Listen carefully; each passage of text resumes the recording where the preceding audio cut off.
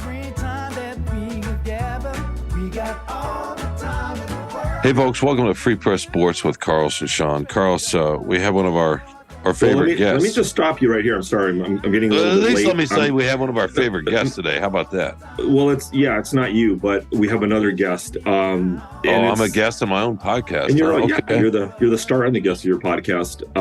But I was a little late coming to the podcast because I was really enthralled with this cool new book I'm reading. It's called On the Clock: Behind the Scenes of the Detroit Red Wings at the NHL Draft. I was reading my signed copy from none other than Helene St. James, Free Press beat writer extraordinaire, and I believe she's our guest this week as a coincidence, right?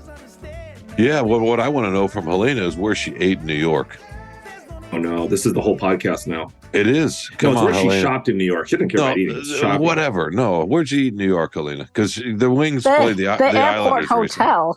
The airport hotel, where I got in midday after a very long day. The previous day in the snowstorm, getting up at 5 a.m. to take a 7 a.m. flight to Montreal.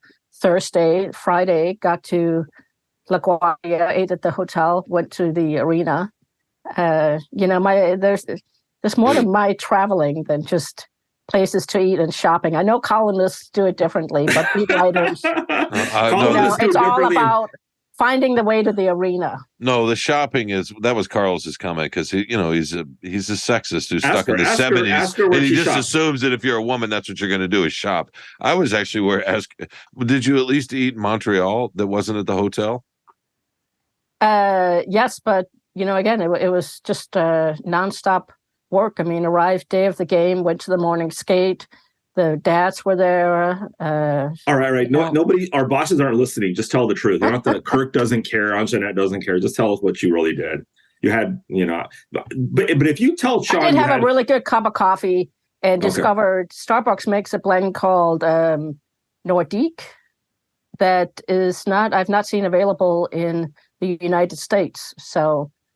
Helena makes a good point. The truth is that the dirty little secret is it's really best for baseball writers because they're in town 3-4 days, and although they have a game every day and often usually at night, you can at least go get good lunch somewhere, right?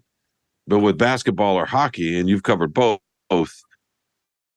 you're right. It makes it a lot trickier. Yeah, and in hockey there are morning skates, so that eats up a lot of your day, and always stuff to write about. So it was a very short trip to this time. I would have probably gone out to dinner Wednesday night in Montreal, but because of the snowstorm, my flight was delayed till the next day. So were you able to stay an extra day in New York at least, or did they have like availability and you had to get back for that?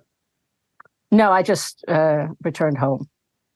Oh, you're breaking Shawn's heart, Helena. No, it's okay. I know, Helena, at least once or twice a year, you go, you have an extra day somewhere in some interesting place, right? Vancouver. She loves Vancouver, British Columbia, right? You love British Columbia. I do love Vancouver. And unfortunately, because of the pandemic now, I haven't been there in a few years and just figuring out travel and such. So, but yeah, Vancouver is fantastic. Well, at least we can say this. LaGuardia remodeled or renovated their airport, and I don't know. Yeah, and now you get 10,000 steps in just trying to get to your gate. It's a long way. Did you stay at that Marriott right there at LaGuardia?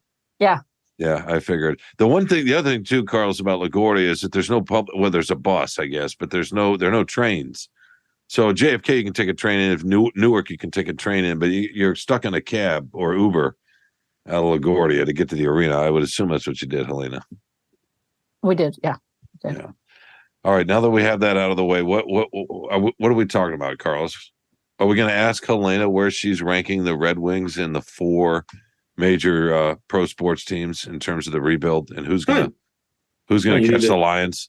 You need to ask her how the directions to Hockeytown and LCA so you can go watch a game, Shawn. I don't think you've been out this year, so it's time. She's lonely, man. She's lonely up there. You can see the arena from Ford Field. I mean, just cross. Yeah, no. Actually, cross I 75. as of right now, I'm going to try to get there next Tuesday night, and I know that Carl's is just going to say that's because Connor McDavid's there. I know that he's going to say that, but it's the only player he knows in the NHL outside of Dylan Larkin, probably. No, I know lots of players. It's just he's kind of a fun player, but no, I was a little bit ill there for a bit, Helena, so we kind of pushed back. Last night I did go to the Eastern Michigan game there, Carlos, so you'd be basketball.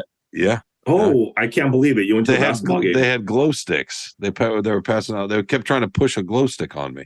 What did Amani Bates do? Like 50, 60, but they lost by 20? No, they actually won, and he played a smart team game. In any case, that's not what we're here to talk about.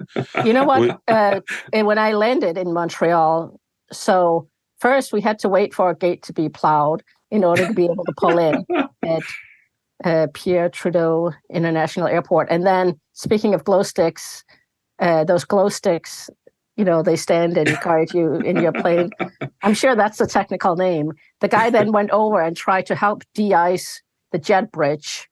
I could see it from my window. That's a level of commitment to, when you travel in winter times. That's another use for glow sticks. I was half expecting. Nicholas Lidstrom always used to joke he was going to buy Thomas Holmstrom an ice scraper because he would always see him using his credit card to scrape off his windshield.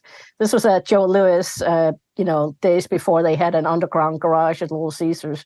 Players really roughed it there. They had to de-ice their own car. No, they had attendance. They used to tip him big. That was part of the deal. You know what? He was too cheap. I'm not sure about that, but yeah, he used to be That's cited funny. He used to use the ice credit card. It's not surprising that you had to wait and they couldn't plow or couldn't snow or get rid of the snow because socialists, they don't want to work, right? And that's what they are up there. Is that right, Carlos? Is that your world theory there? That's my world, but I'm one of the things I remember about Joe Louis that always made me envious was after the game, you're walking out and they had this side door exit that you could take, and that's where the players parked. And the attendance, it was like a high-level hotel, like that kind of level of commitment and service. But what they did was they warmed up the players' cars, and they were like, it was like if there was snow, whatever, like nothing had touched these cars somehow. So there's like Porsches and Beamers and whatever pulling up, and they're like, oh, nice and toasty warm, and the players in their little European suits are getting in it. I was like so jealous. Like we had to walk like across the street under that stupid parking lot and the gravel and the snow. Crawl through a fence, crawl over a fence. It was like Navy SEAL training just to get to your car, and hopefully there's not anybody there to mug you. But these guys are luxury warmed cars. So Homer was not very smart about scraping his own windshield or too cheap. Dirt gravel parking lot underneath the deck. It was like a scene out of a hit in a gangster movie. You know what I mean? No one could hear you scream back there. No, for sure. Those were the days. It's not surprising though that you were jealous, Carlos. Ever resentful of the world. Always. We maybe Helene can help you with that today. No. Provide a little therapy. Just accept yourself, your life, and realize that you're okay. No, I'm always angry and looking over my shoulder, Shawn. That's my brand. Who cares? We're here to talk about the Red Wings. What's going on? Let's talk hockey. Your favorite sport, Shawn. Let's do it. Well, what's going on with the Red Wings? Why can't they win 3 in a row? What's going on? That's true. That's not. They can't win 3 in a row since Thanksgiving, and they lose at home to Columbus. They lose at home to Philadelphia. Those are not good signs. When they go into Vegas and win, which is great. They beat the Toronto Maple Leafs for the first time this decade or something. That's terrific. But the consistency is what they're still looking for, and that's why this, coming out of this bye week, it's going to be this is where they're going to show whether they're any better than last season or not, because they were in similar position at this point. And then, they started those 11-1, 9-1 blowout losses, and that really tarnished, what they had accomplished the first 2/3 of the season. So that's really, I think, something to keep an eye on coming out of this week. Okay. So if we say they're, and I think you've written this, and Carlos has written this too. And if Carlos has written it, then it must be true. But that they're a little bit better than they were a year ago, at least up to this point. In what way would you say? Just organizationally, fewer risks, losing the puck a little bit less in the blue zone, that kind of thing? Defensively, they're certainly playing better, and they've cut some risk from their game. So in that respect, they're helping out their goaltender more. But I think special teams is probably one of the areas where with more concern, because it's really just it's been so inconsistent. Their power play was really good for a while. Their PK was really good, but they don't seem to be in sync with both of them being good at the same time, and they're not consistently good. And their power play problematic really got to a point where, you always say, okay, well, if it converts 25% of the time, it's really good. But at least the other time, get some looks, get some momentum off it, and they weren't even doing that. So I think special teams and then just scoring. I mean, they go through stretches where they score and then suddenly they dry up. Now, part of that is, they were counting on Jacob Vrana and Tyler Bertuzzi for 25, 30 goals apiece and have hardly had either one of them all season. So that, significantly dented their offensive expectations. Well, how much does that also, the injuries, how much does that affect their power play, their special teams units? Because, those guys have to be part of that too. So if you don't have that consistency on the power play, does that hurt them too, do you think? Yeah, but they really have enough talent that, to put together two good power play units that should be a little more consistent than what they've had. And they've, experimented with putting different personnel on each unit and such. But, they still have enough talent that I think they should be a little more consistent.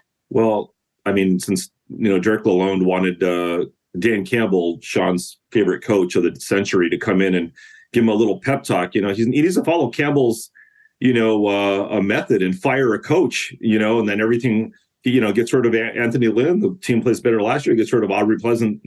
So get rid of Alex Tanguay, and things will just skyrocket from there, right? I think it's just sprinkling some powder blue in the locker room here and there.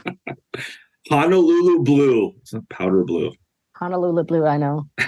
Well, so that's the one thing what Shawn was saying. Just, the difference, I think, what I see from this team this year is compared to last year is, Lalonde is just like drill that into like managing the risk. And even when they lost 2-0 to the Islanders, he said he wasn't really unhappy with how they played, but they just took some inopportune, risk. But overall, he liked the way they played. And I think that's why, Shawn, we're not going to see the blowouts, the 11-2s or whatever. Because the only thing is they're not explosive. We don't see that explosion from them. That's the question, right? Offensively, but they're not going to get manhandled. And I think that's part of it, right? It's not only just losing, but it's the way you lose, the way it looks. So that may take another season before they get the guys that they want and maybe better health. But Helene, I don't see them ripping off 3-4, which is, as you pointed out, 3-4 game wins, which is what they're going to need. They're so far back now. They've been talking about, needing to go on a run for a month, and they can't, get past the 2 victories in a row. So, the problem has been when they've made errors, it's ended up in their net. Just some egregious turnovers, and it's what Derek has talked about too, trying to find the right third piece on that Dylan Larkin, Lucas Raymond line, because like he said in Montreal, Tyler Bertuzzi leads them in turnovers in all 3 zones. He's had various players up there, and they create chances, but they also have their fingerprints on goals against. So, trying to find the right fit up there has been an issue, but I really think, Derek has a very good handle on this team, and he works extremely well with Steve, and he's very realistic. When they were winning more than 3 games in a row earlier in the season, when they started the season with points in 5 straight games, he was the one like, no, don't get excited. They're playing better than they are. And he's said numerous times, this is who they are. When they're around 500, nobody in their organization outside of the players expects them to make the playoffs this year. They don't have the superstar player that marks a championship or a playoff team. So, but it is important that they show that they're further ahead than last season. So my question to you, Helene, is to your point about the lack of a superstar player, and maybe Carlos was talking about the lack of explosion offensively, which kind of go hand in hand with the superstar player. If they don't have it, and you're going to be a little bit better like they have been than a year ago, and they're going to be a 500 team, how tricky is it then to find one? Do you end up getting stuck in this kind of purgatory, or do you just have to get lucky, or eventually just take a swing in free agency? Or well, it's interesting. I mean, they had a lot of interest in Bo Horvat, who the New York Islanders ended up swiping via trade from the Vancouver Canucks. Now, as we talk right now, I would expect the Islanders are going to be able to extend him. If somehow he does become a free agent this summer, the Wings are certainly going to take, try and secure him.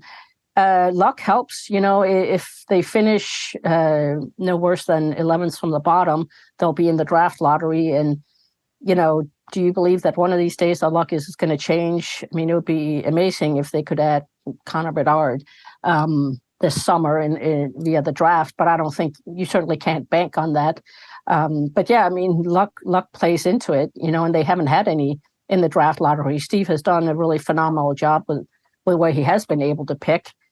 But they haven't been able to get that franchise player that's really going to move the needle on the rebuild. Let me ask you: Do they Larkin and Bertuzzi are in their final year of their contracts? Do you bring? I mean, I think Larkin's a no-brainer, but do you bring Bertuzzi back? I mean, you're mentioning the turnovers, and that's exactly what Lalonde does not want, even though he can be an explosive offensive player, but he's had some injuries. Think they bring him back? They've certainly been talking. It's been complicated by the fact, Tyler has missed significant times. I think he has one goal in his 17 games because of two hand injuries and then a lower body injuries that cost him a week most recently. He's just never been able to get into any rhythm. Last season, between injuries and the travel restriction situation, the year going back to 2021, he had the back surgery. He just hasn't been available to them a whole lot. Now, if you're a contender, you look at him and you can see going back to his days in juniors, he's a playoff performer. He's got a lot of grit. He's got a nose for the net. So I think they will try and certainly entertain offers for him. They can't just give him away. And ultimately, if nothing materializes on the trade front, I could see a situation where a one-year deal, makes the most sense. I mean, because what's Tyler's leverage really? I mean, he did score 30 goals last year, but doesn't have much statistics-wise this season. So I think he's certainly somebody on the trade block. Dylan, I think both sides certainly wish that deal was already done. I have a hard time seeing Steve trade him. I mean, Dylan is a key part of the rebuild. The situation from the Wings' point of view is they've offered 8 years at $8 million a year. And, they need to consider that next season, it's time to look at extending Lucas Raymond and Moritz Seimer, who are going to get significant raises. So it's all about balancing the budget and fitting guys in at the right number. I mean, would you want Larkin ideally on your second line instead of your first line? Well, I mean, that would have been the plan if Bo Horvat was going to be added to the team, but that's where it's kind of, as of now, he's still the first line center. What do you think it says that Carlos has decided, and again, we've established when he's decided something, it's the rule and maybe even the law, that the Wings are in the second best position of the four in terms of rebuilding.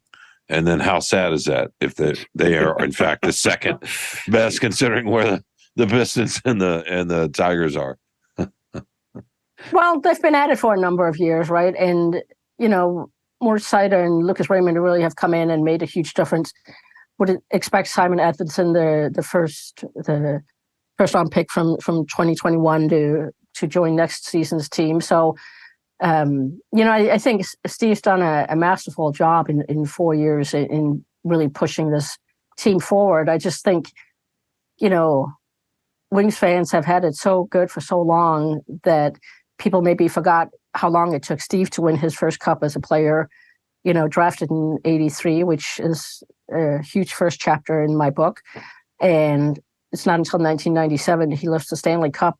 And in between there, they had the 1989 draft with Nicholas Lidstrom, elite defenseman and master of clearing off people's windshields, apparently, and Sergei Fedorov, two first ballot Hall of Famers. So the Wings need to keep drafting well and keep developing.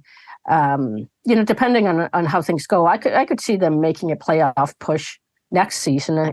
They're also in a tough division. I mean, I think coming into this season, a lot of people would have looked at the Boston Bruins and think, well, maybe they're going to start to fall off. And, they're beating absolutely everybody. They're going to probably, they've been phenomenal. So, there's more competition. There's more competition for players. There's more teams in the league. That it's tough. But I do think, the Wings are going in the right direction. It's been tough again this season. Again, going back to No Vrana, No Bertuzzi, and those would have made a significant difference had they been available the whole season. Shawn just wants to plan his playoff travel itinerary and which fabulous restaurants he's going to eat at. No, I was thinking about going to be Chicago? Where is it going to be? No, I was thinking about no thanks. Chicago's fine. No, Helene, I was thinking you were talking about Yzerman in that 14-year gap or 13-year, whatever it was before he won the cup. It was sort of the opposite back then, though, because they could score. They had plenty of years because they had Yzerman, right? But beyond that, they often had goal scorers. They just couldn't stop anybody until they started contending for the cup, and they got a lot better defensively. You mentioned Lidstrom. It seems now they got to go find people that can really score. I mean, I know Bertuzzi can some, but and Vrana in theory, but it's that's why the Islanders wanted Bo Horvat, because they had such a hard time scoring, and their power play was really, really struggled. So now you add him. I mean, they're look at themselves, and they were expected to make the playoffs last season.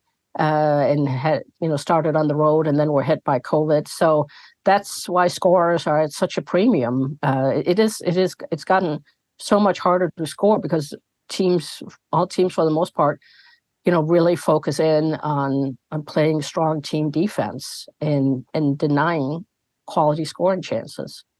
Right, and there's also more size and speed defensively. I don't know if you saw that video from Yzerman, maybe back in December. He was talking about this and how much the game's changed and just why it's so much tougher. And part of it's because of the skill of the defenseman, the quickness and the size. And it's like every sport, though, right? I mean, just the evolution. Yeah, no, without question. It was great back in November. The 97 and 98 Cup champions were in town, and they all talked about how fast the game is nowadays and how they would just get blown by. And I mean, several of them look like they're still, at their playing weight, that you could have a pretty good old timers game if they suited up. But yeah, it is. It's funny you bringing that up, because we look forward to seeing you at Little Caesars Arena. You'll find there a great view. Carlos can back me up. You really have a bird's eye view of the action. You're sitting, almost right over the ice. It's a fantastic view. But in Arizona, they play at a college rink. So we were, the press box was, like, I don't know, 10, 12 rows up. You're sitting and you just appreciate the speed so much because I've told players this, we sit up in the press box and it's so easy to see, like, well, why didn't you just make this play? It was right there. And then, you sit closer to ice level. It's like, wow, this is really fast. You have no time. So It is. It's just you run out of time and space and lose the puck before you even realize it. No, it's fun. Well, I promise when I do come, I will go grab whatever candy you want and bring it so you don't have to get up from your seat. Refill your coffee, whatever I can do. And by the way, your point about sitting down, that's true. Carlos has probably experienced this at the NFL level. I remember the first time I was down, because you used to be able to get down on the field. I don't remember what the circumstances were, and watching that up close or anything, right? It's sort of breathtaking. And it is the difference at field level, ice level, compared to being higher up, it's incredible. It really makes you appreciate how fast the game goes. Carlos, or Helene, I have one more quick question before Carlos is going to take us out, and I want him to mention your book again. But do you think, and this is maybe just a broader philosophical question from the perspectives of fans, is it more frustrating when you have a young team that's rebuilding, that's good or at least decent defensively, and that's how they're coming up, or when they're decent offensively and they can't stop anybody? I'm curious what your perspective on that is. Well, I think it's least frustrating if they're good defensively and struggling to score, because I still think that's, you still have a better chance of winning if you can't stop anybody. I mean, few teams can, I don't know, less than a handful of teams can outscore their mistakes. The Wings used to be able to, 20 years ago, wait to start playing in the third period. And I was struck with that when Columbus was in town in January, because the Wings it was just staggering how poorly they played for 2 periods. And really you have to credit the Columbus Blue Jackets for starting the Wings' comeback, because the Blue Jackets knocked the puck into their own net on the first Wings goal.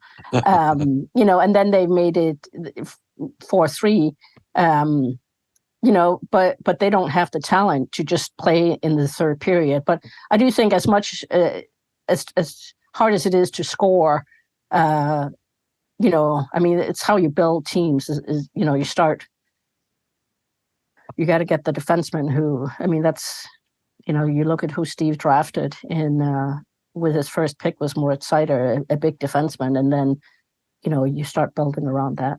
Shawn's just picking around the edges because he's already trying to write his Connor McDavid column for next week. And I mean, you just need to remind Shawn how many playoff series Connor McDavid has won, or Austin Matthews. No, it's not about that. It's great to have superstars. You absolutely need them. Well, that's exactly the thing. Look at Edmonton. Toronto got Austin Matthews. Look at how many New Jersey. I mean, they picked first 2 out of 3 years. Buffalo has had some incredible picks, and those teams, Buffalo, is still struggling.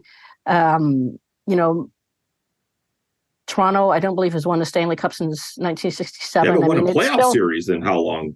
Yeah, it's still incredibly hard, even when you get those, franchise-defining players. No, for sure. Last year, and I think, Shawn, we've talked about this, but as a Kings fan, I watched the Kings weren't supposed to really even make the playoffs last year. They get the Oilers in the first round, and the Kings suck. Everybody's old. Drew Doughty wasn't even in that series. He was hurt. He's their best player, great defenseman, runs the power play, all that, quarterback. And they should have beaten them in 6. They should have beaten your boy Connor McDavid and Leon Draisaitl and Mike Smith. They have the Oilers. If they win, if they make it to 5 games, I'll be happy. No, the Kings should have eliminated the Oilers in Game 6 at home. But they played a holistic game, and it's hockey's primarily a defensive game. And in the playoffs, as you remember, Shawn, when you used to go to the last time you went to Wings games in the playoffs, it tightens up even more. You just can't, and it's I hate Connor McDavid just because he's, a rival of the Kings and he's an Oiler, and I hate all Oilers, but I cannot deny the dude can just take over. He just can cut through people. Austin Matthews is insane. It's impressive what they can do. The Wings are lacking that player for sure, but you got to build a team. There's no shortcut. They're going to want to write a column where the Wings just need to do this. And that's not true. They're going to have to do a lot of things, special teams, but defense and adding. And I think that's the curious thing to me with Bertuzzi is, can he become that player? If he's healthy, he's not going to be McDavid, but I mean, that kind of electric type player, because if he gets traded, he's going to go to the same playoff team, and he's going to have a hat trick in the playoffs, and everybody's going to be biting their why did that not happen here in Detroit? Sorry. Yeah, okay, I had to plug your book. Whenever you trade, that's the risk you take, but they have to get into the playoffs first to see, whether that's what Tyler is. I just think the concern now with Tyler is how much he has been injured and, contract wise, where he can fit in. But To wrap this up, I think overall, I mean, Steve has done a good job. I just think it takes a little more patience, and they've unfortunately missed some players that they were really, really counting on, and they don't yet have the depth. And to me, it was kind of a telling game too. They were in Colorado on Martin Luther King Day, and Colorado, even without Gabriel Landeskog, just manhandled them. I mean, it was Cale Makar and Nathan. Cale Makar is amazing. And Nathan McKinnon just, ate them alive. And, so that was kind of like, okay, well, wow, do they still have a ways to go rebuild-wise? But, that shows you, Cale Makar was a number 4 pick. You can get lucky in the draft too. I mean, and certainly Saida and Lucas Raymond have been phenomenal picks. It's just the wings still need a little bit more, and they need those players to grow. And, the draft, as I write about, that's, and now more than ever, that's how you build teams, because you rarely see superstar players hit free agency because teams hang on to them. Well, you don't have to have Connor McDavid to win, obviously, as Carlos points out, but you do. You know what, Shawn? Why don't you use your power to get Dan Campbell over there on Tuesday? Yeah, like I have any you two power. You two can commute from Ford Field. Carlos find your way over there together. Carlos is the one with all the power. You're right. You don't have to have a superstar, but you don't have to have that superstar. Maybe if you had Dylan Larkin level players on the first 3 lines at all 3 spots, then maybe, that's like the old Pistons model from 2004. You could maybe win that way. You have a lot of really good players, but no great players. If you get enough of them, maybe that would do it. Who knows? So the let's say could be phenomenal spring. Wings get the number 1 pick. Pistons get the number 1 pick, and then they should go back to play in Paris, right? They went too soon before they got. So wouldn't that be something if it was Shawn's dream to get number 1 pick and go follow him in Paris? Well, I just forget Paris for a second. I just think it would be fun. When's the last time? You can be our Emily in Paris, Shawn in Paris, traipsing around in designer duds. It's Emily in Paris, being all American and everything. I think it would be fun. When's the last time this town had Miguel Cabrera maybe had a player that was that transcendent in their sport? It's been a while. The Lions are, their biggest star is the coach. The same with Michigan football. I'm just trying to think. There was a guy named Calvin Johnson. He was pretty good. Yeah, but he was good. But it's been a while, right, Helena? It has been a while. Yeah, so that would be really fun. Anyway. That could be a book the 3 of us write. Yeah. Ooh. Oh yeah, that'd be great. All right, you tell us about your book one more time before we let you go. On the clock, behind the scenes with the Detroit Red Wings at the NHL draft, everything they've ever done at the draft, and the start, just a historical look at the draft overall, how it changed over the years, how the Wings did, who they passed up on. Lots of stories about players and scouts and general managers, and just tons of great information to get you through winter and prepare you for the Wings draft this July. Are you going to do a co-book signing with Steve Yzerman because it's the 30th anniversary of the '83 draft with him? I could do one with Jimmy DeVilano, who was kind enough to provide the foreword and was the man who drafted Steve. Kind of played as a consolation pick at the time because they wanted Pat LaFontaine, which I also go into great detail about why he appealed so much. But Jimmy D knew all along that Steve was going to be a terrific choice too, and as it turned out, he transformed the franchise. But yeah, it was a lot of fun to write about. Just and you can do this for every team. But they could have had Jaromir Jagr. Can you imagine Jaromir Jagr and Sergei Fedorov on the same line in a Red Wings uniform? Like nobody else would have won a Stanley Cup for 10 years. So, And what is it? What does this book set you back, and where can you get it? $20. You can get it at all fine bookstores online. And if you want a personalized copy, you can email me hstjames@freepress.com, and I'll be happy to ship it anywhere. Well, thanks for taking time with us, Helena. My pleasure. Keep up the great work as always, and we will talk to you in the not too distant future, and I will see you before that. Awesome. I can't wait. Yeah. And Carlos will too. So, all right, we're going to take a quick break here with Free Press Sports with Carlos and Shawn. I'll be right back to talk about Carlos's favorite subject, Ben Johnson and the Lions.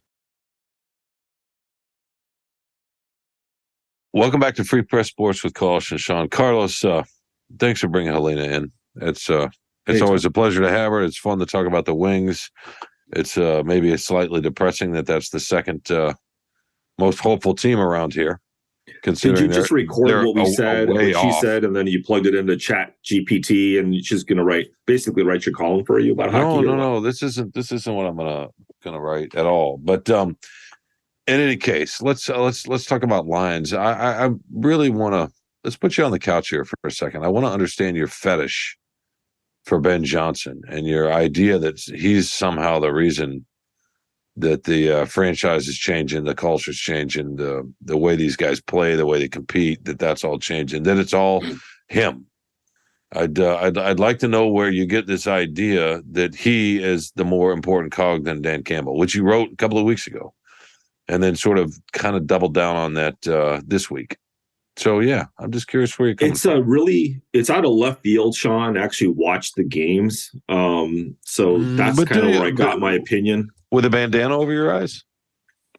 No, with my glasses on and watching the field, and not looking at cat videos on Twitter like someone else I know in the press box. But yeah, I mean, what I've written about Dan Campbell, I know he's your BFF, soulmate. I don't think you write about the Lions as much. You just write about it's an offshoot of the Dan Campbell era. But the thing with Ben Johnson is, he's there's no question. I mean, if you follow this team, if you're a fan, whatever, he's been transformative for this team, and I think Dan Campbell will always give them a chance. Like, he will always give them a hope because he's been impressive as far as if he's hired the wrong guy, he's been willing to fire them and move on.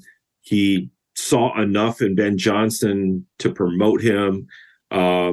Though not with a ton of conviction. He didn't give him play calling duties officially for a while.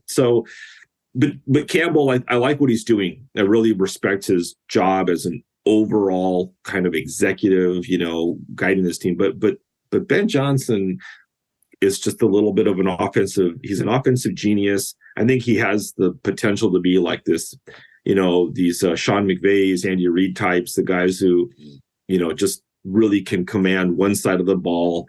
And he's the difference. I mean, think about what you thought about Jared Goff before the season and what you think about him now. That's all Ben Johnson. We've seen the offense. It's not only been productive, it's exciting, it's fun. I think fun is now still allowed in the NFL. So yeah, there's no question. And he's the reason, as I wrote, the Lions they were very lucky for him not to get hired as a head coach or not, whatever, however you want to color it. He didn't get a head coaching job this year. It's probably not going to happen again next year. He's probably going to get poached. So they have one season for sure with him coming up. Take advantage of that and go help your defense, especially the secondary and the cornerback situation, because it was the worst defense in the NFL. If you help them, and as you know, you can talk about this more in your column, you mentioned Chris Jones, and, you need some, and they're helping the defense. They drafted almost entirely defense last year, but they need to really go hard at that because Ben Johnson is their window. Yeah, no, I don't think he's the window at all. First of all, Jared Goff's been in the Super Bowl had nothing to do with Ben Johnson. It was, I mean, he didn't. I don't remember Ben Johnson being on the staff. It was a terrible call in New Orleans is why he was in the Super Bowl. In LA, whatever. There's a Patrick Mahomes is in the Super Bowl right now because you could argue Chris Jones and because Joe Burrow wasn't quite as sharp. Mostly because he didn't have the time to throw, but still he wasn't quite as sharp as he could be. And at that level of game, you don't take advantage of the opportunities, which aren't there very often. It's funny. Helena was talking about that with playoff hockey. Well, it's the same with the NFL. You get up to that level this time of the year, and the best players are the ones that can take advantage of the opportunities, which are far fewer. It's just sort of the way it goes. It's not that complicated. But in any case, I don't remember Ben Johnson being part of those LA runs and what Goff did. It's not like all of a sudden he's just been Sean McVay, a backup. He wasn't a backup quarterback all his career, and then came here and got resurrected by Ben Johnson. Sean that's McVay a little bit of an overstatement. That's a little bit of an overstatement, right? I think it's not. I mean, it's not just Jared Goff; it's the whole offense. Yeah, no, they have better players than they did a year ago. Or players that were young last year and who got better, as Sewell in particular. Right? Even the tight end. If you love to throw the Hawkinson thing in my face.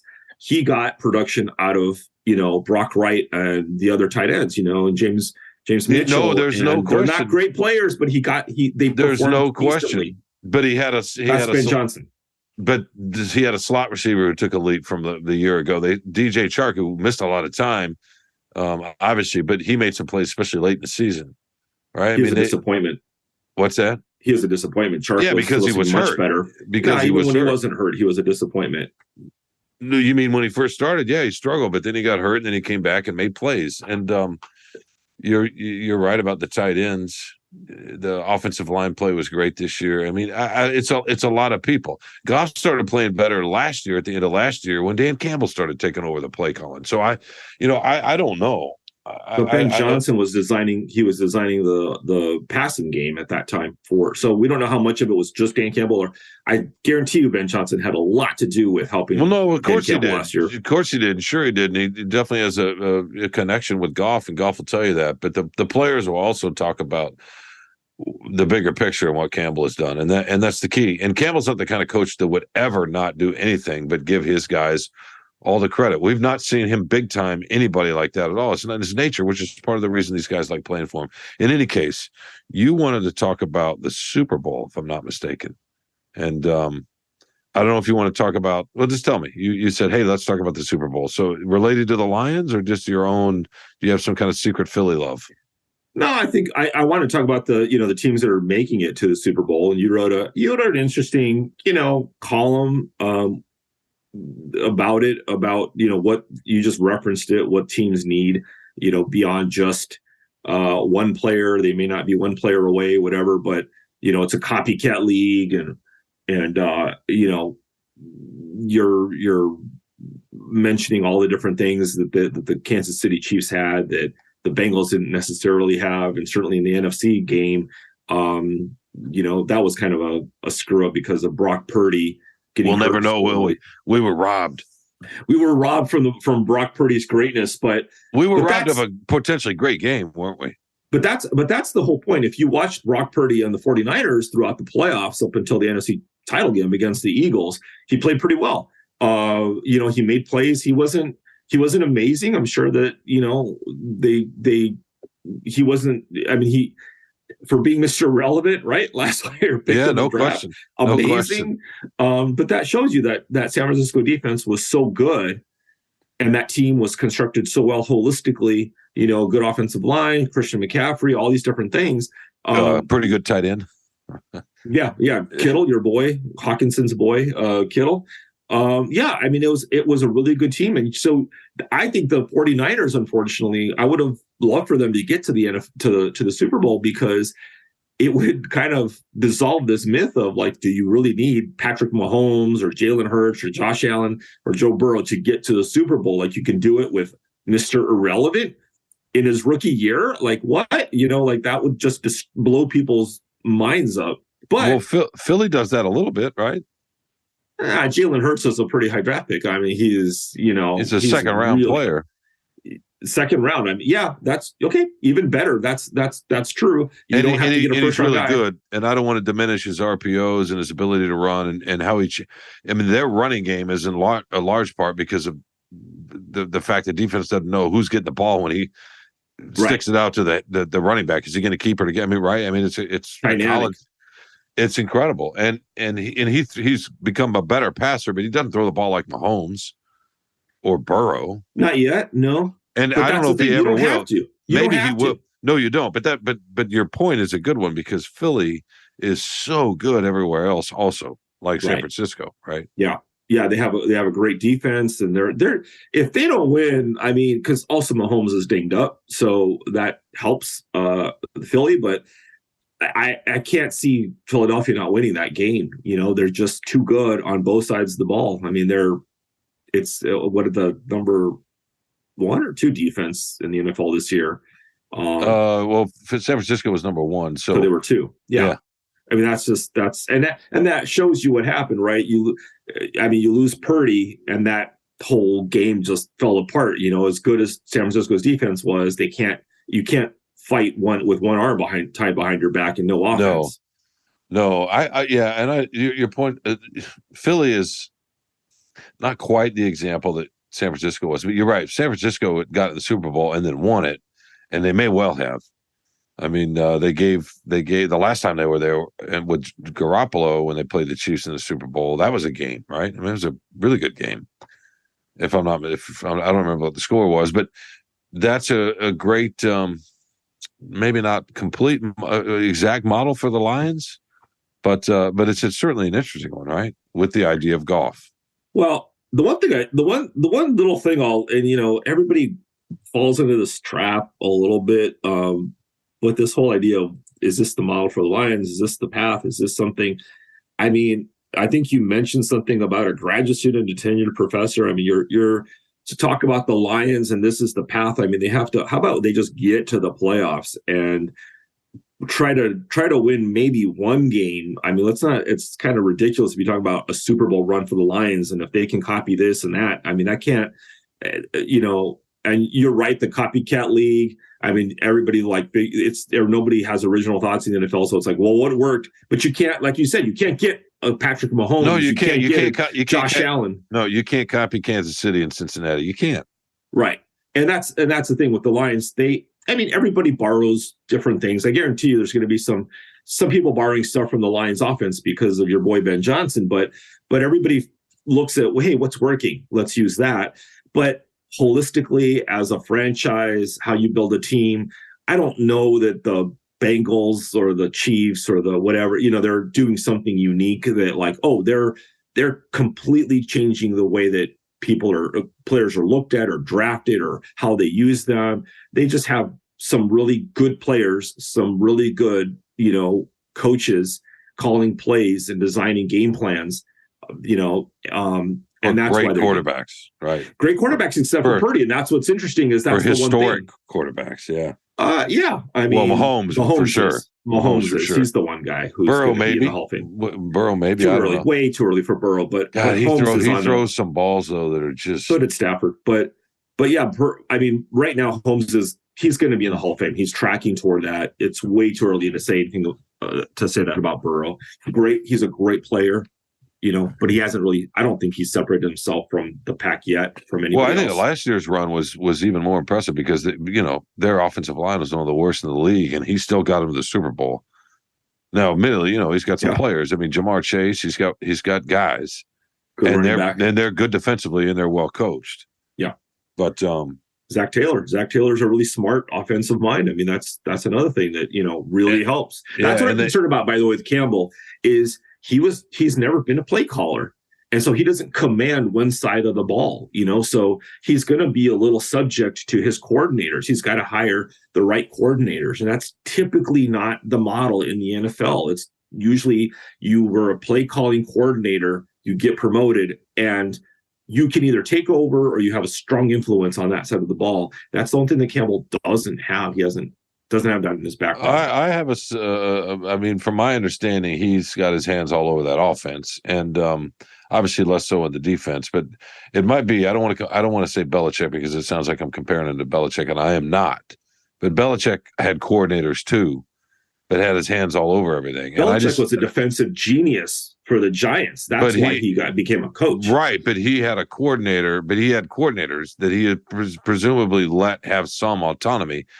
He still had his hands all over everything, right. And that's kind of how I view Campbell. He's got his hands everywhere. It's like this team is him in a lot of ways, and I feel like the to me, and you and I may disagree about this a little bit. To me, the most important relationship he has is with Brad Holmes, what they want and the kind of players they want and how they're building it. And we've seen that with Philly. Jalen Hurts is a really good player. What makes Philly great? They are great on both sides of the ball up front. And San Francisco's the same. And that shows you, right, that you don't have to have Burrow and Mahomes to do that. Now, Cincinnati's also good defensively up front, and Kansas City's got a freak defensively up front, right, who you can move around. He's a tackle who you can line up outside. And, the last play, the offensive play for Cincinnati, Jones lined up way outside and got and sacked Burrow. So that was after blowing up the pocket from the inside all game, like Sue used to do. I don't know where that player came from, right? He's been good, but has he been this? He's had the season of his life. Yeah. In any case, that it never fails. You get to this time of the year. Yes, you have to have offensive playmakers. Yes, quarterbacks are obviously helpful, and the great ones are going to get there regardless in some ways. But it's always the teams that are really good up front on both sides, especially on the defensive side. That's how the Giants won their Super Bowls, right? Yeah. I think that the defense really, it's, to me, the defense has to be the complement to the offense, because all the top offenses usually make it really deep in the playoffs because you need to be able to generate points real quick. And, in the NFL, it's an offensive game. They do everything they can to promote offense. And not to get back into the NHL, but the NHL's tried that too. It's just really hard. It's just the way the game is, that you can eliminate the two-line pass, you can make the goalie equipment smaller, but it's still primarily defensive game. But NFL football, they've manipulated the rules so much that they've made it a very offensive game. Until you get to this time of the year, the Chiefs Bengals was 23-20. I imagine the Eagles 49ers would have been a lower scoring game if Purdy hadn't gotten hurt, and they're not giving the ball away, right, and giving them short fields and all that. So that 31 points or whatever it was they scored, that Philadelphia scored, would come down. And, San Francisco would have had the ball longer, right, the time of the possession. It just changed everything. But it is sort of amazing that, yes, you're right. It favors the offenses in a lot of ways. But when you get to this time of the year, it's the teams that can get to the quarterback. And you can talk about the secondary, and that's important. The best cornerback in the league this year played for the Jets. And to your point, right, they couldn't score at all and were good enough to kind of get themselves in a position to play for the playoffs the last couple of weeks. But because they couldn't score, they couldn't get there. And they had an incredible quarterback who took away half the field. Yeah. You can have a great defense that you're not going to win a game 0-0. You got to have somebody score for you. No, it's true. And it's harder to find that cornerback, right? There are only a few of those. It's easier to build a defensive line that can bother a quarterback. The Rams, that's how the Rams won their Super. No, they had a great cornerback too last year, but right. But Jalen Rams, and that's the thing, is the problem with the cornerback is there's so many problems with it. Is they play on an island, and all the rules favor the receiver in the passing game, and they get hurt easily. And even if they're great lockdown cornerbacks, you can go to the other side of the field, it's easy to move away from that on the line. Where are you going? Where are you going? All the stunts and everything. You don't know. They can disguise the coverage and the rush and everything else. That's what Jones did. That's what Aaron Donald did, right? Yeah. When Aaron Donald just comes at you, he's like, I'm going over here, try to stop me, and good luck. Yeah, I know. But it really is something. Yes, the offenses have to be there, but the offenses that have a defensive line are usually the teams that win the Super Bowl or get the title games. Yeah, you have to have all the pieces, and that's what the Rams. The Rams, even when they knew, McVay knew he needed to get Stafford. He needed the quarterback that he wanted because Goff wasn't cutting it for him. He needed to get Jalen Ramsey. Even before Stafford, he needed that lockdown cornerback. And then at the end, he needed a linebacker, and he got Von Miller, right? So he needed.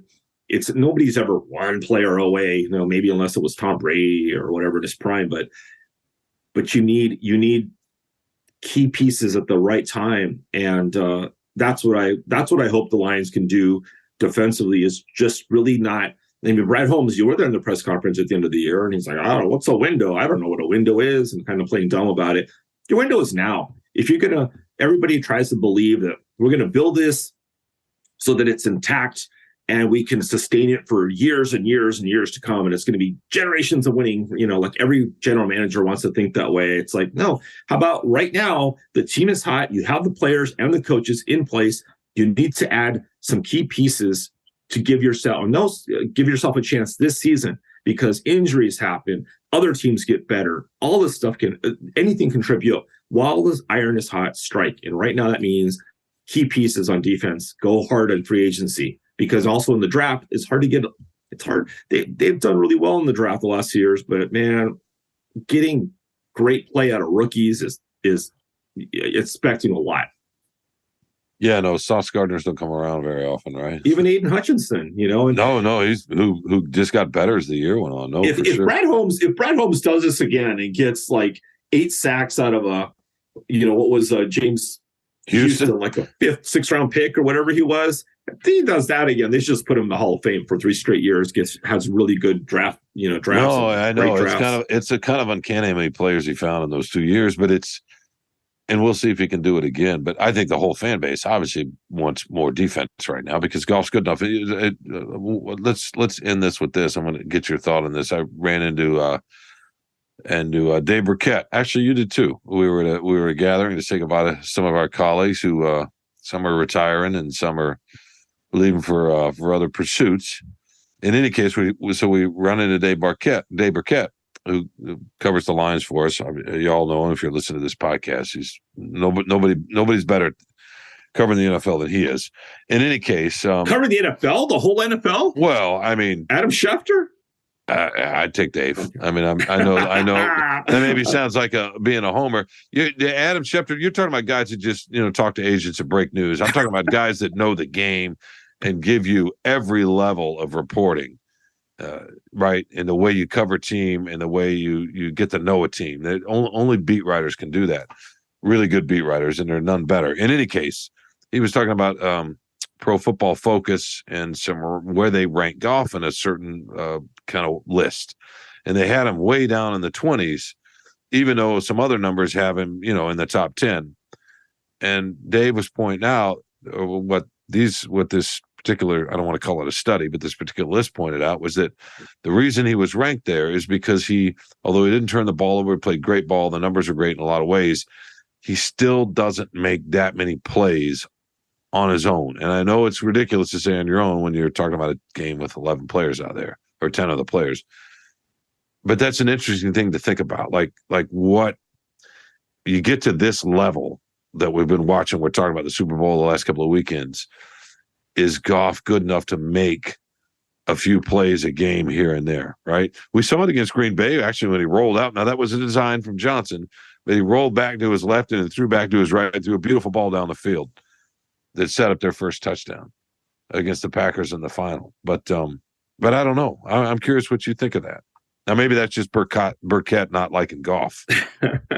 No, you know what? I mean, you talk to a Lions fan in an honest moment, a non-diluted fan, a pretty reasonable person who watches the games carefully and is willing to be objective about this and not ride the emotional roller coaster. And what you can say from watching golf, let's just say this year, not even last year, but just this year when he had a really good year, it's true. He doesn't make these great on-spiring throws, these back shoulder sideline throws, these scrambling and then a dart, down in the corner or find the tight end in the back of the end zone. He just doesn't do that enough. He can make very good plays, and he has made very good plays, especially at crunch time when they need a late drive, a 4-minute, drill drive kind of thing. But even Stafford made those kind of plays, those like jaw dropping, like, whoa, he knew it was coming and he threw it. And it wasn't always Calvin, but a lot of times it was Calvin. And that's what your boy Mahomes does it. And, these elite quarterbacks. And I think that's the difference is between being a good quarterback, a potentially very good quarterback, but then being an elite quarterback. And it's the eye test with that. And it's okay. I mean, the Ravens won a Super Bowl with Joe Flacco. The the Bucks won with Brad John. You don't have to be, and that's what the Brock Purdy thing was going to be interesting, an interesting test case. You don't have to be, a messiah quarterback to make this happen.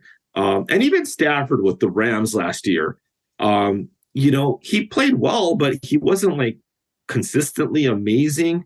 But but the play he made the Cup to beat the Bucks, right, to get to the NFC title. I mean, he had a play. Great. He had a play each game that was just kind of he made one or one or two times he would make those kind of plays. But he wasn't Mahomes. He wasn't Brady. He wasn't in his prime, but he was good enough. Goff is almost at that level.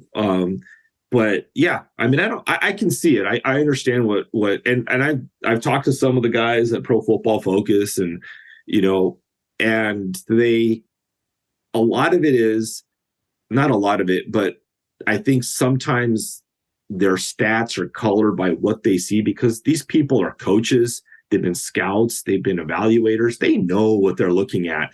And they're, like the old saying, right? If you torture a statistic long enough, it'll tell you what you want to know. You can look at all kinds of stats and decide which one fits your idea of what a good quarterback is, turnovers or air yards or blah, blah, blah, but you look at Goff and you know the truth. He's a good quarterback, but he's not an elite quarterback. And that's fine. That's okay, Shawn. It's you can still win with him. You can, as we've seen in this playoff run. And we'll see how this plays out in the Super Bowl. Again, it's not quite fair, because to say that about Jalen Hurts, who played at an MVP level for most of this year, didn't he? Right. Amazing. So we got a firsthand account of that back in September at Ford Field. We were kind of like, wow. It was we weren't sure what we were watching. I don't think. Remember, it was a fun game, a back and forth. It was like high scoring. It was like nobody knew what we were watching. Are we watching the Lions go to the Super Bowl, or are we watching the Eagles go to the Super Bowl, or both of them lose, or I don't know. It was crazy. We had no idea. I remember we're kind of like you and I did kind of think, wow, that doesn't quite look like the same Lions team. That even though they lost, like that looked a little different.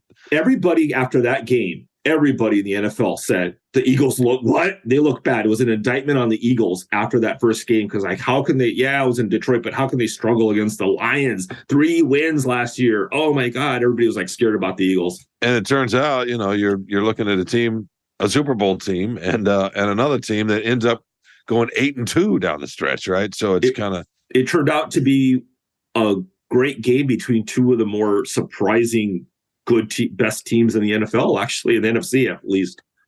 Yeah, and there's no question. I mean, you could argue the line. I mean, you would argue too. The Lions were right behind Philly and San Francisco. Yeah, how far behind is the question. But and that's a question we're gonna get Dave Burkett in here to talk more about soon, right? I don't want to say buttering him up. That's why you want him on the podcast. You're buttering him up. Best NFL writer in the history of the game. We know he's coming soon. And maybe next week. We don't want to promise that, because if he can squeeze us in between orthodontics and coaching basketball. Well, he's coming soon, because this is a fun topic, and we want to. Let's face it, the Lions are still the most interesting thing in town right now, and as long as it's football season, it is for another couple of weeks. We're gonna. I mean, that's why you, me, and Jeff all have Lions columns this week. I mean, there's a reason for that. Anyway, all right, Carlos, let's take one more quick break, and we'll be right back with my favorite thing, and to finish up Free Press Sports with Carlos and Shawn. Welcome back to Free Press Sports with Carlos and Shawn. Carlos, it's that time of the show. Your favorite time. My time. For your favorite thing. I say my thing, and you steal it from me. No, not necessarily, but I might be influenced, but I don't really steal. No, it's okay. Climb on my shoulders, Shawn. I got plenty of room. I'll ride us to victory. That's I like that. That's much better than the world's out to get me.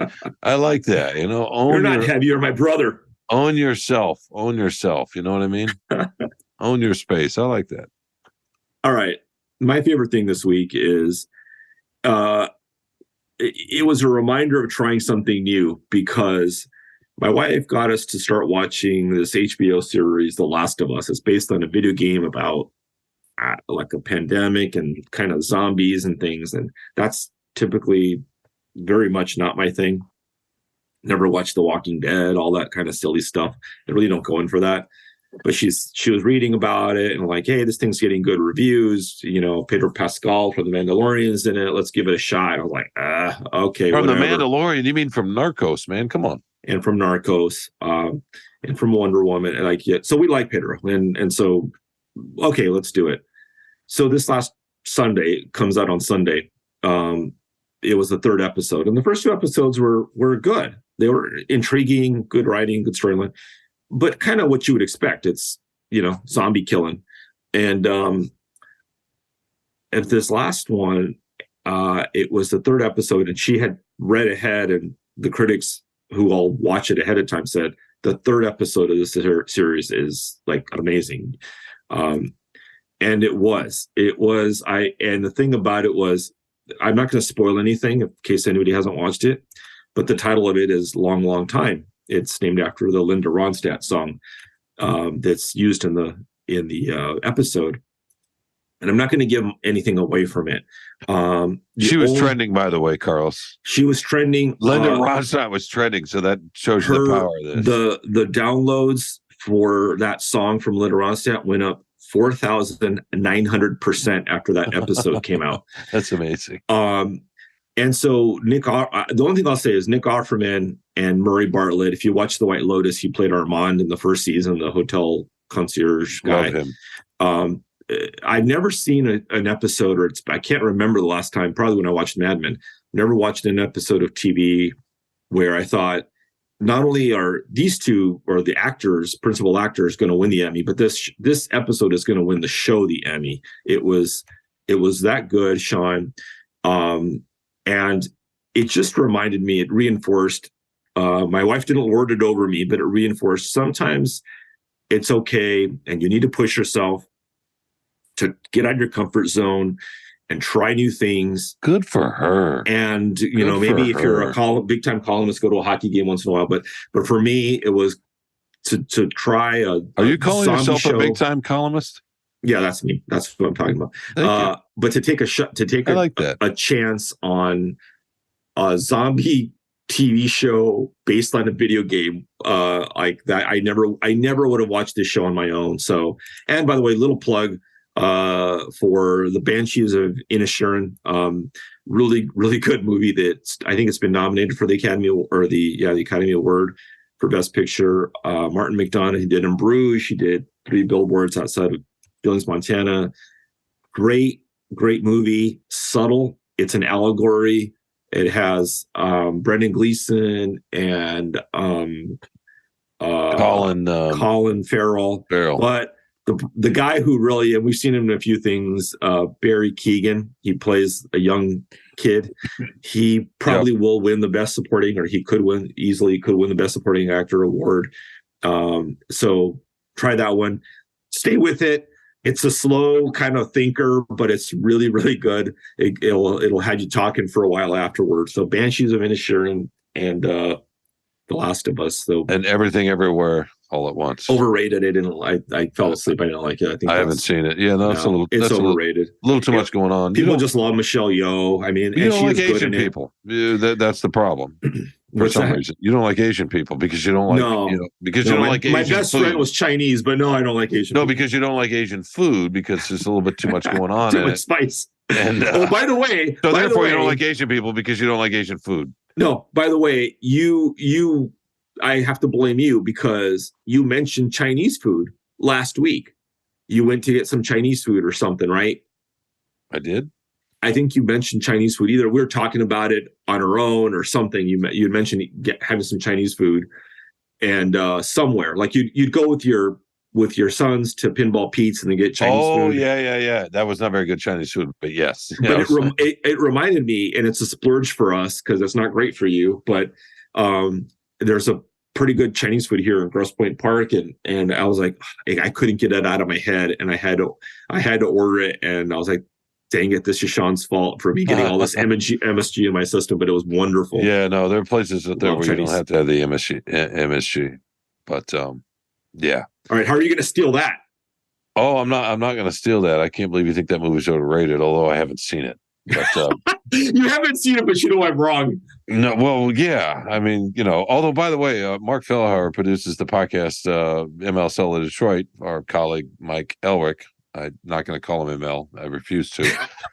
Said Last of Us, he didn't care about a single character. I've not seen this show either. My son loves it. My oldest does. But he said he didn't care about a single character. Now, so sometimes people are just contrarian, though, right? And you never know. Okay, is that just somebody that's not enjoying it because that's what's going on? They don't want to be part of that. Screw that. Or, is it genuine? So I'm not sure. Maybe with you, with everything everywhere all at once, maybe there's a little bit of that going on. I don't know. I think that movie is it's very ambitious.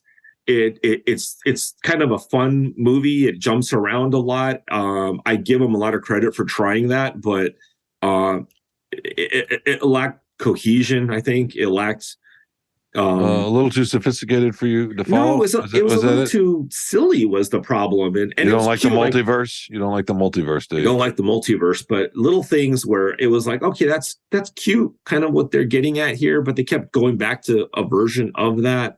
I don't know. It just didn't resonate with me. The first Spider-Man multiverse movie, I guess I shouldn't say first. There's only one, although there's another one coming out.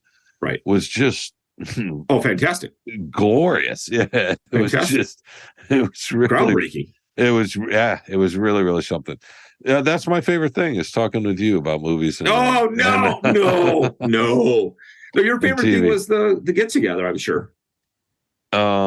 That's what I didn't say, but that was my favorite thing. No, that was great. But my favorite part of that day, I hate to say it was great. We met a bunch of our colleagues downtown at a restaurant and to say goodbye and have one more toast. And it was really great. It's bittersweet, of course. Obviously, it always is when people that are talented and you care about have to leave and get you thinking about the nature of this business. But I don't want to go down that road right now. The best part of that day for me was that night. And my boys had asked me if I wanted to watch the title games with them, and I didn't get to see the first one because I was at the gathering. But we watched the Cincinnati Kansas City game, and had some turkey chili. Trying to be a little mindful there. Real simple, and just sat out and watched it with them, and it was really fun because it was a fun game. It was a good game all the way down to the end. Obviously, it almost went to overtime, and until Mahomes pulled it out. And, doing the gutty thing, running to the sideline on a bad ankle, right? It's almost a cliche as you're watching it happen. In any case, it was just fun that they wanted to do that. And Sam came back from East Lansing. And so, yeah, that for me, that was by far the best part of the week is having them and just watching a game. You don't get to do that very often, do you? Less and less as time goes by. Can I ask you, were they as invested in this as they were with Lions? No, but they were. I mean, they had their team. They were both pulling for Cincinnati. They love Burrow. They love Burrowhead. They love Burrow. By the way, I should apologize to listeners if they happen to read my column the other day. Thanks to some readers. Oh my goodness, I was thinking Burrows this, Burrows that. Like possessive Burrows. So I spelled the first time Joe Burrows instead of Burrow, which is the correct way to, that's his name. And then proceeded to keep repeating Burrows in this column. And I did it 8 times. And the reason I know I misspelled his name 8 times is because a reader told me I misspelled it 8 times. So, and this was thankfully early in the morning. It's like 7 in the morning. The emails started coming in. I spotted them or saw the emails and I immediately went in and fixed it. But, you can't fix it for print. I mean, have you ever written anything where you've gotten somebody's name wrong 8 times? I've never happened to me before. I was just I don't aghast. Think so. I don't think so. As much as I want to blame our editor, I can't do it. That's my fault. So just say you were reading some Edgar Rice Burroughs. That's my fault. You're reading Edgar Rice Burroughs, and you got in. I had a brain cramp. A total brain cramp. No, it happens. You ever have that where you're looking at something on the page and you don't know it's wrong, even though it's intellectually, it's wrong, but you don't know what's wrong in that moment because your brain it doesn't register it. It looks at it and it just it doesn't stop you, and you think you think it's okay, so you don't even look it up. Every writer has some kind of little blind spot, and whatever it is, a simple word, a difficult word, a name or something, and you try to remember, like, I got to watch out for this blind spot because I used the wrong, whatever it is, tense or possessive form, whatever it might be. And you're right. And when you're writing and you're thinking and creating, it's easy to go blow past the details. Yeah, and then you go back and look at it again, and when you're checking, and you still don't catch it because your brain's not registering. It's just, I know that doesn't make any sense, but it does happen occasionally, and it's just, but 8 times, dude. Oh my God. Thank goodness for the digital era where you can go in and fix it. That reminds me, I need to respond to those emails and thank those kind people with the eagle eye. All right, man. Take us out. Hey, it's that time of the show. We have to thank everybody. It's gonna change now, Shawn, because actually we did talk to Anjanette, and she set us straight on how we have to thank her. Oh, so, we haven't mentioned her. Yeah. Oh my we goodness. haven't. I mentioned her a little bit at the beginning, but somewhere that she does not listen into this, but she does listen. We found out that she has someone do her dirty work for us whenever we say bad things. She's alerted to when we say bad things, which I always suspected, but that was a former producer who was apparently going behind our backs.